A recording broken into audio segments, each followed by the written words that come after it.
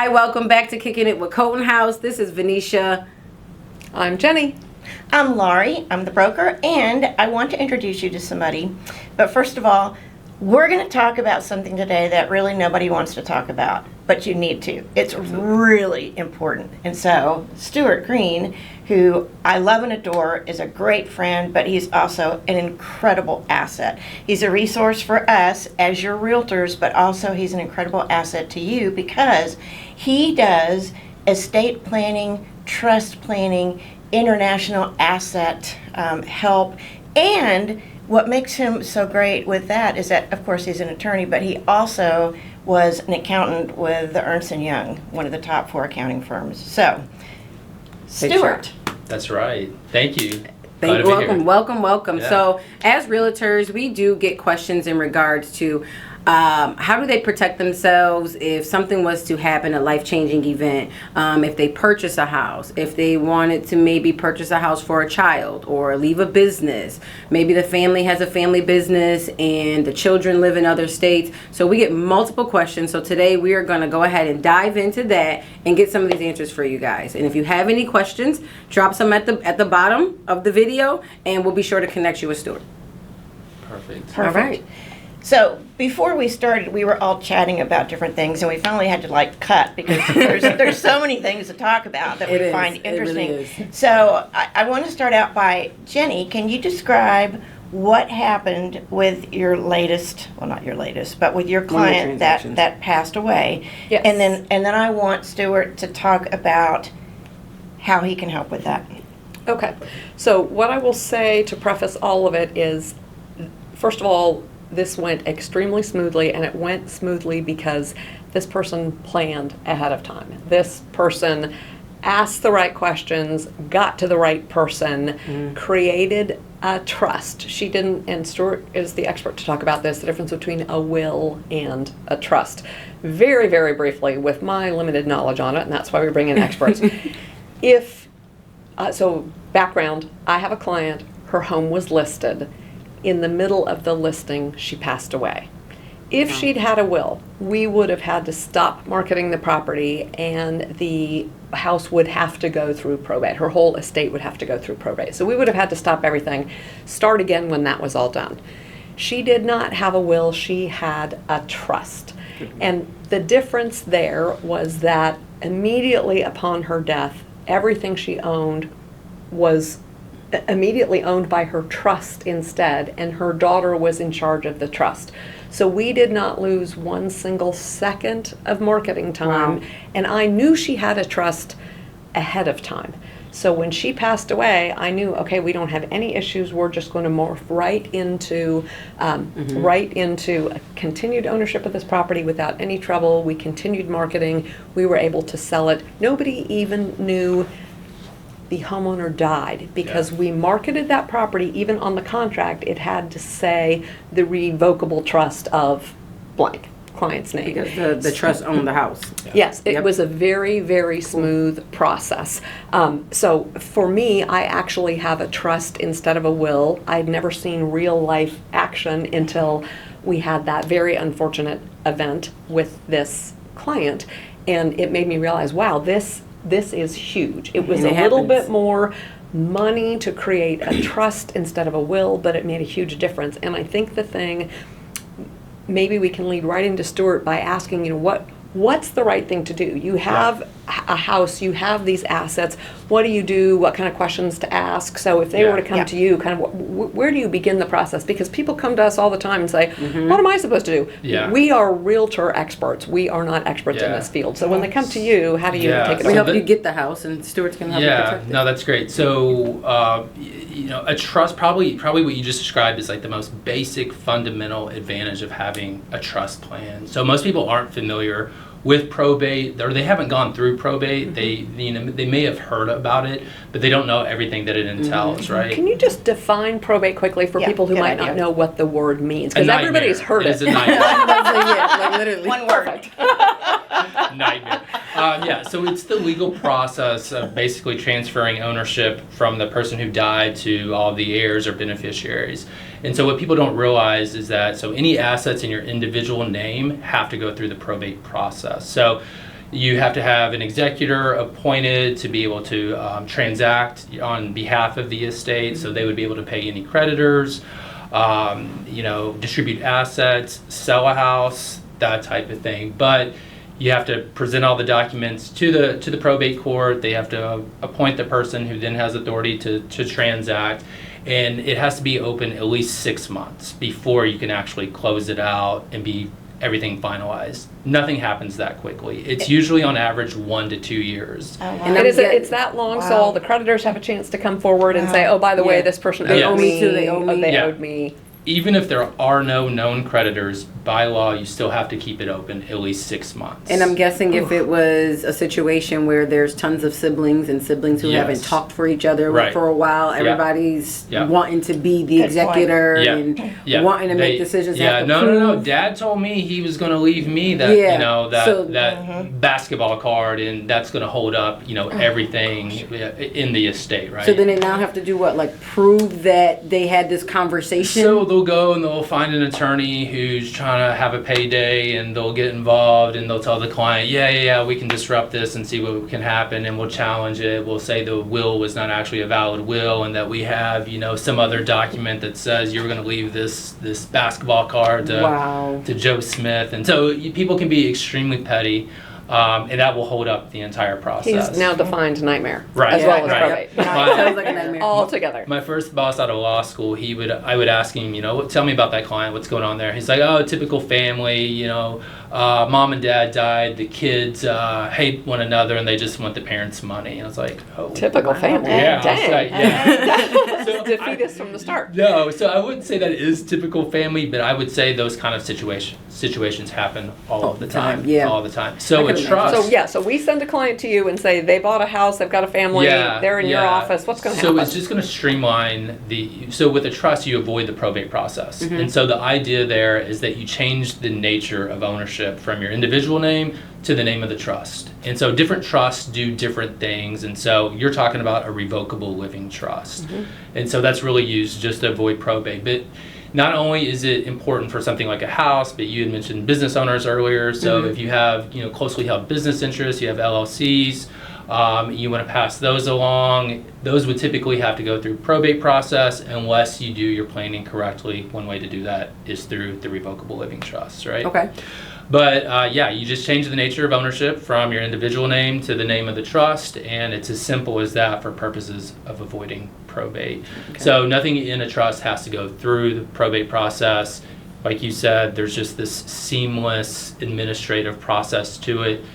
Someone passes away, that's okay. Well, it's not okay, but for legal purposes, it's okay, right? You can just continue to transact same exact way as if the person was alive. So with a revocable living trust, the person can be whoever sets it up can be the trustee, meaning they manage the assets the same exact way as if they were in their individual name, and they can be the beneficiary. So for all intents and purposes, nothing really changes from managing or benefiting from those assets. So, I know you do a lot of international work also. Mhm. So, tell us what could happen if somebody has a property. Yeah, so Elsewhere. A few things come to mind. One, not everyone has what's called a taxable estate, so there is a federal estate tax, and right now, anyone with more than $12.92 million, anything over that threshold amount is subject to estate tax. That's not my number. Sheesh. It's a pretty big number, but it's set to Oh, change in 2026 and go back down to 5.5 million, so that will Wow. impact a lot more people. That's like a big difference. Wow. It's a big difference. Wish I could tell you I knew the reason why, but it was part of tax reform that goes back to 2018. There must be a and lot of people walking around with $12 million. hey, I'm telling you, there's a lot of people. There's a lot. I think it's less than like 1% of the population, but there's still a lot A of lot people. of people. Yeah, a lot of people in the world. So Right. Yeah. So anyway, when it comes to your taxable estate, even if you're, let's say you're a U.S. citizen, you have assets in a different jurisdiction, you have a home in Belize or wherever, it will still be subject to UAG Belize. Next year, I'm we're moving going to have some trouble. No, you're not. moving there. I may be for a little bit each year. I have to have a house in Belize. Okay. I love I'm Belize. available to visit, so all good. He All can, good. he can play in your estate. That's when he right. comes to visit. Exactly, That's I right. got We've it all you. worked out. So the U.S. government, they look at, your assets held worldwide. So that would be part of your taxable estate. But then also each jurisdiction has their own laws. So likely we need to make, a Belize local estate plan for you as well. So there might be a trust involved there. So Okay. sometimes you have to work with attorneys in other jurisdictions to make sure that we're properly accounting for all the assets that a person might have. So you ultimately can have more than one trust Yeah. in different places. Yeah. That do different things Yeah. that protect you in general. You can have as many trusts as you want. Oh, that's interesting. That I didn't is- know that. That's I didn't right. realize that. Going back to real estate for Yeah, 1 second, yeah. when I think something that's important for everybody to know, realtors and people buying homes, is that if you have a trust, you should really be sharing that with us, because you should Yeah. be buying your home in the name of the trust, Right. instead of in your own Personal name. Yeah. Then you would just have to change Right. it afterwards. It would be much more simple. It would be much more Right. simple to do it that way. I've seen a lot of people where they're doing that for their children. They've set it up. Mhm. They buy, whatever homes when they're going to medical school or dental school, Yeah. whatever. Mhm. And it's very simple. Yeah, we were talking about that earlier. So when it comes to getting a house inside of a trust, it's as simple as just creating a deed that just deeds the property over from your Mhm. individual name, or maybe spouses' names to the name of the trust. So that itself is a pretty easy process. So I'm guessing, without, I guess, this is probably going to take greater detail. I'm guessing purchasing or selling in a trust, say it's a large property. I know when you close on a property and you make a certain amount, you have to pay a certain amount of taxes in your personal name. Does that threshold change now that you sold it in the trust name and then the trust made the money? No, that won't. Because so everything Good in question. law. So So this like, is, do you pay now that your personal taxes now? Like, say you made $250,000 on the sale of this house in your Yeah. personal name, you have to pay Yeah. a certain amount of tax. So but in the trust, yeah, great question. And so the answer to everything in law is it depends. Okay, so which is so Disclaimer. annoying, right? Yeah. each situation is different, just like every It real estate depends. transaction. Yeah. So with a revocable living trust, which we've been talking about in this situation, it's what's considered a grantor trust for tax purposes. So it means when a trust is a grantor trust, it's not taxed at the trust level. It's taxed at the individual level. So yeah, okay. you designate who is the grantor. That's usually the person setting up the trust, and then they are responsible for any taxable activity. So it just goes on your annual 1040, your annual tax Okay. return. So it Okay. still has to be claimed. So It still has to be claimed, but there's no additional tax returns that necessarily have to be filled out or anything like that. cool. Yeah. I will say that I would say I first started really getting aware of, kind of trust, wills, that sort of thing many years ago. And you hear all the words and I'm like, oh, Never that understood what they sounds... mean. Well, I just thought it sounded super complicated. Yeah. And it's not complicated when you hire a professional. And really when I started, I was just given some paperwork that was not hard to fill out. Yeah. What are my assets Mm-hmm. Yeah. and what am I looking to protect and who are my children and who would I like to use?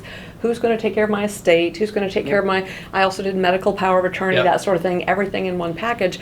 So the way to start, I would say for several years I thought, ugh, I don't have time for that. That's Yeah. a lot of stuff. And I was like, well, I'm going to put it off. yeah, what's going to happen if something happens to me? Then my kids are Right. left with what a A big mess. fat Yeah. mess she Well, left it's better us. be proactive than So it reactive. really, anyways. and maybe the process is similar for you, but I had paperwork that I filled out. Yeah. It wasn't that complicated. The complicated part is your job. Right. And that's why we pay attorneys to take care of the details and Right. the complicated Mhm. part, and then you go from there, Yeah. and then you can process it all and spit it out in a way that Yeah. is relatable to me. Like, we take in all the information for real estate, and we leave out a ton of technicalities that we know we have to cover. That's our but job. we put it out there in a way that people can understand. So, Yeah.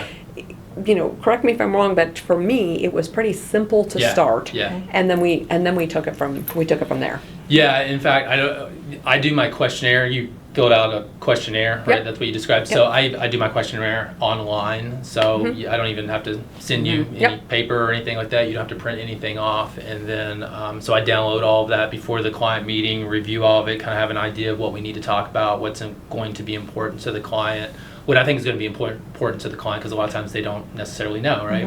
And then, yeah, really the hard work is done with me. I love the education process with walking clients through, like, hey, this is what you have, you know, and then just also getting to know them a little bit and what their intentions are, what's going on with their family, because some families do have some complexities, you know, and then understanding their nice way to say it, right? Yes. We all got that aunt or that uncle or that cousin. Very It's just, PC way to describe some family dysfunction. That's right. But I can identify pretty quickly, you know, what's important to the client, what we need to do, and then we can put together a proposal, a game plan, and from there I work out all the details, and they don't really have much to worry about. And then we'll sit down once I get everything drafted, go through it. I'll explain to them all the legalese, what it means and why it's there. And if something doesn't sit right, then we make an update to it, right? Yeah. So And it gets updated anyway as your life changes. Right. Yeah. And one thing that's kind of dawning on me, because we've thrown out numbers like 12.92 million and 5.6 million. yeah. you don't have to be a millionaire to trust. This is not only for our clients who are buying multi-million dollar Right. homes. I certainly am not worth 12.92 million. But I am going to die. Yeah. So I think everybody's got that part in common. So it doesn't matter what you have, you should protect it and make it simpler for the people that are going to deal with things upon your afterwards. death. So it's important for everybody, no matter what the size of your assets are. Yeah. And to your point earlier, you mentioned that the trust costs a little more than just doing the will planning. It ultimately still costs a lot less than having an attorney do all the probate work. 100%. Well, Yeah. good point. Yes, Right. very good Good point. point. And a Very lot good of point. people, you know, I'll give them a quote, and sometimes they have sticker shock, which I understand, you know, especially because you have attorneys who are like marketing, you know, $500. $99.99 for $500. yeah for And don't go to a legal Zoom or something. Yeah, exactly. Don't do that. Exactly. But yeah, it will always cost less to do the planning up front than to do all of the work on the back end. I know a lot of Most things are like that. Yeah, right. A lot of estate planning attorneys, they call themselves estate planning attorneys. They make most of their money doing probate work, which is fine. There's a place for that. But a lot of times they're really more probate attorneys than they are estate planning attorneys. Yeah. And you can find forums out there where attorneys are kind of talking about, oh, what do you charge clients, you know? And people are like, charge clients whatever you want to charge clients. I make more money doing probate, so I don't really care. And it's like, do you tell your client that? Right. Like, Yeah. yeah. They're not coming back. Right. I think the other thing is we talk a lot about money in this situation, but I was really thinking about my kids. I'm like, if I died tomorrow, forget money, forget house, forget anything like They that. still have to all the kind of- trauma. yeah. That's I'm exactly assuming. right. I don't know. I don't want to speak for them. There All better the- be some trauma. They're gonna miss you, Jenny. all the everything That's that's right. going on emotionally, but then I got to find a probate attorney and I got to do this and what am I doing? And I'm Right. not sure what Yeah. to. I'm It's a not lot. really And in the sure meantime, what to do. how do I pay the bills and Yep. what do I do? and Exactly. how This do I way they keep- have immediate access to my bank accounts, immediate access, Yeah. everything just. Maybe they It shouldn't be flows. listening. They'll be like, what do we do with her?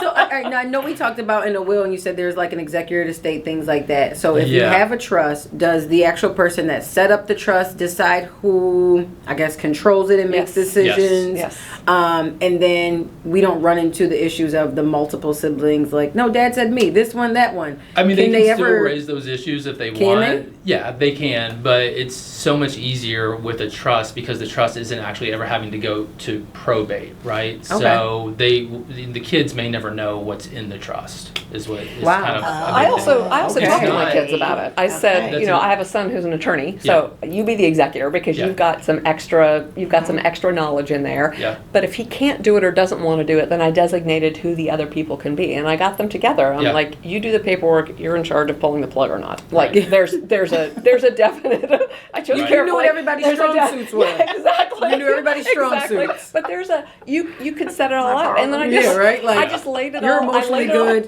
You're Yeah. good with numbers. I said, yeah, I didn't get quite that deep. I just said, how about doing this You for should me? come to one of my client meetings. She can be the mediator.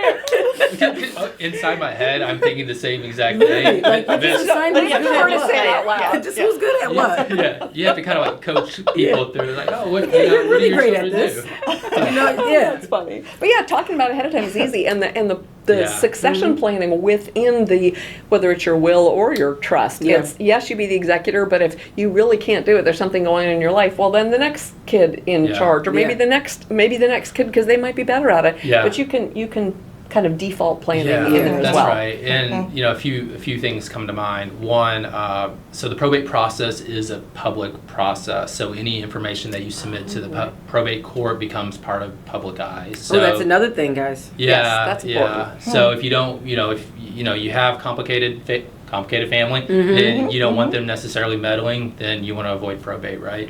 Or if you're a high net worth client, you want to avoid probate, or you just don't want your family to have to deal with that, then you avoid Yeah. probate. But the trust is not subject to public eye. That's the big thing. That's a beautiful thing. All right, so to close out, I would say let's debunk maybe 3 myths. 3 myths. I didn't come That was prepared good. for that one. I think, I don't know if this is a myth, but this is something that's important to know and something that we kind of touched upon. But trust planning can be by far your most powerful asset protection tool. And a lot of people don't think about that, particularly as they're passing assets to the next generation. You can protect assets from creditor claims, lawsuits, malpractice suits, divorcing spousal claims. That's a big one. So Yeah. to the extent that you pass an inheritance to your children and keep it inside an irrevocable trust rather than give it to them in their outright in their name, it's going to be protected from any type of divorcing spouses, right?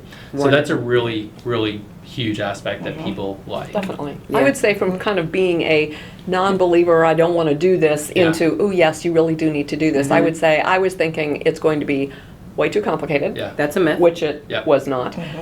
It is Expensive. I don't know enough about this to do Yeah. this. I'm Yeah. just a regular person. I don't know enough about it. Yeah. It's not my job Right. to know about it. Right. Yeah. Like it's not Right. it's not home buyers' jobs to know all the details of the contract. It's our job. Yeah. So I didn't need to know everything about it. Right. And the other thing was I'm like, this is going to be an absolute fortune. Yeah. It wasn't an absolute fortune, and it's going to be way less than it would be for your heirs to deal with it all Yeah. afterwards. So I would, for Yeah. me, since I kind of went through it fairly recently, those are some myths that to me, Yeah. I got And, to and I think too, I'm sorry, No. I think too is that it doesn't matter how much or how little you have. Right. That's what I Yes, was going to say. definitely. And I think Need to do that it. the Yeah. biggest thing is people think trusts are only for millionaires Right. and Right. these big Right. people. It's like, no, the everyday person can still have a trust and should have a trust because Yeah. you have children, you're going to live, you're going to do the same thing we're all going to do, is eventually pass. Right. So to wrap up, I'm going to go ahead. We're going to add Stuart's information at the bottom so that this way you are able to find him. If you have any questions, as usual, inbox Coton House or one of us, and we'll be happy to go ahead and connect you guys. Do you have anything else that you want to add? I don't think so. I think we covered a lot of ground. I like debunking myths. Yeah. I like, for sure, the part that it's really not that scary. And, I mean, because you're going to die, cost too Yeah. much. Yeah. Right. Yeah. That just became my new motto. Exactly. My new Exactly. tagline. Perfect. We got it all figured out for you. Aren't you glad you came? Absolutely. That's right. That's Being right. proactive and not That's good. reactive. Is there anything else you want to add, or Lori? For the I got people? nothing. Well, and on that note. Well, on that note, we hope that you guys have gotten some insight, maybe have had some questions answered, or whatever it is that you and your complicated family may be going through. Or if you're in the uncomplicated. process of buying a house, want to buy a house, whatever is going on, like I said, reach out to Coton House. We'll be happy to assist you and get you connected with Stuart here. And once again, thank you for joining Kicking It with Coton House. Thank you. Awesome.